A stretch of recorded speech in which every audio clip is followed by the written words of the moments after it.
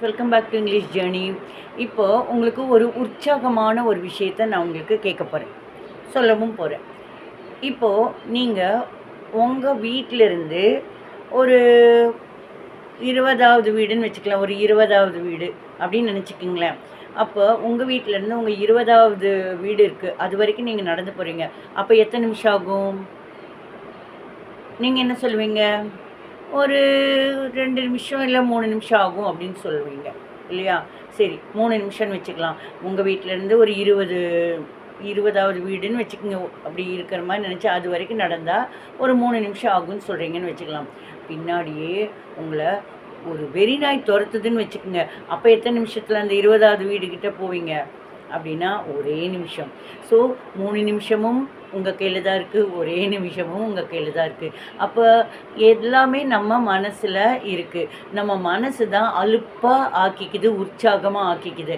ஆனால் நம்ம உடம்பு ஒரே உடம்பு தான். ஸோ நம்ம என்ன பண்ணணும்? உற்சாகமாக நம்ம இருக்கிறது தான் நம்ம எப்போவுமே நினப்பாக வச்சுக்கணும் இல்லையா?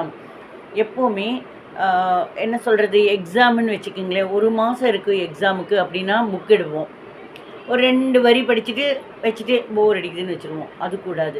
ஒரு வாரம் இருக்குது எக்ஸாமுக்கு அப்படின்னா ஒரு 5-6 பக்கம் படிப்பீங்க, அப்புறம் வச்சுருவீங்க.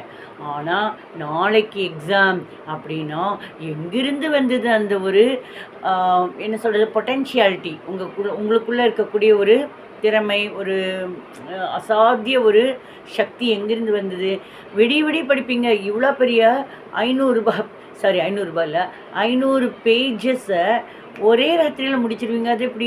அதுவும் சில பேர் என்ன பண்ணுவாங்க, நீ நீ டீ கொண்டு வா ஃப்ளாஸ்கில், நீ ஸ்நாக்ஸ் கொண்டு வா படித்து முடிச்சிடலாம் அப்படின்னு சில பேர் ஓவர் நைட்டில் அப்படி சீரியஸாக அவ்வளோ அப்படியே கிரகிச்சுக்குவாங்க.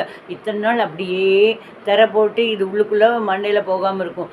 அது திறந்து ஒரே நாள், நாளைக்கு காலையில் எக்ஸாமுக்கு போகணுன்னா ராத்திரி 9 மணிலேருந்து அந்த ஒரு 8 மணி நேரம் என்ன வேகமாக அந்த மூளை வேலை செஞ்சு அத்தனையும் பதிச்சு நல்ல மார்க்கும் வாங்குறோன்னு வச்சுக்கோங்க.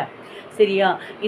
இதே இந்த ஒரு நாள் தான். நாளைக்கு காலையில் எக்ஸாம் அப்படிங்கிறப்ப இன்றைக்கி ராத்திரி 8 மணிக்கு அம்மா சாப்பிட வாப்பா அப்படின்னு கூப்பிட்டா கூட, அம்மா வந்தால் பார்த்துக்கோ எனக்கு டைமே இல்லை அப்படின்னு சொல்லிட்டு பத்திரகாளியாட்ட ஆகிடுவோம்.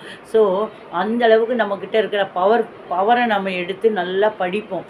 ஸோ எல்லா விதத்துலேயும் நம்மக்கிட்ட எல்லா வித திறமையும் இருக்குது. அதை நம்ம ஆப்ரேட் பண்ணணும். எப்படி ஆப்ரேட் பண்ணணும்? இது மிஷின் இல்லை, நம்ம மனசு, நம்மளுடைய எண்ணம் தான் முக்கியம்.